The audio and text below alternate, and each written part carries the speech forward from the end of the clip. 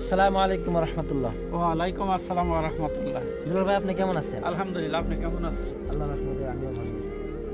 ভাই, আপনাকে একটা গুরুত্বপূর্ণ হাদিস শোনাতে চাচ্ছি, শুনবেন? হ্যাঁ, শোনান। হাদিসটা হচ্ছে, 3 ব্যক্তির জন্য আল্লাহ পাক রব্বুল আলামিন জান্নাতকে হারাম করেছেন। কত ভয়ানক একটা হাদিস! কোন 3 ব্যক্তি? বলেন। নাম্বার 1, নেশাদ্রব্য গ্রহণকারী সন্তান, অর্থাৎ যারা নেশা দ্রব্যের মধ্যে নিমজ্জিত রয়েছে, নেশা ছাড়া যাদের রাতের ঘুম হয় না, আল্লাহ পাক তাদের জন্য জান্নাতকে হারাম করেছেন। নাম্বার 2, পিতা মাতার অবাধ্য সন্তান, যা আজ সমাজের মধ্যে অহরহ অনেক মানুষ এসে অভিযোগ দেয় যে হুজুর, আমার ছেলে কথা শুনে না, আমার মেয়ে কথা শুনে না। আল্লাহ তাআলা এরকম সন্তানদের জন্য জান্নাতকে হারাম করেছেন। নাউযুবিল্লাহ। নাম্বার 3, দায়ুস।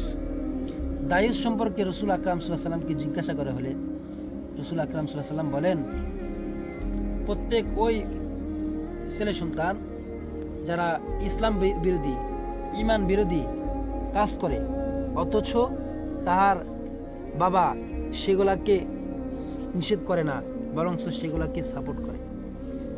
আল্লাহ পাক রব্বুল আলামিন এরকম দায়ুস ব্যক্তিদের জন্য জান্নাতকে হারাম করেছেন। নাউযুবিল্লাহ। আল্লাহ পাক রব্বুল আলামিন আমাদের সকলকে এই 3 প্রকার ব্যক্তি থেকে আমাদেরকে হেফাজত করুন।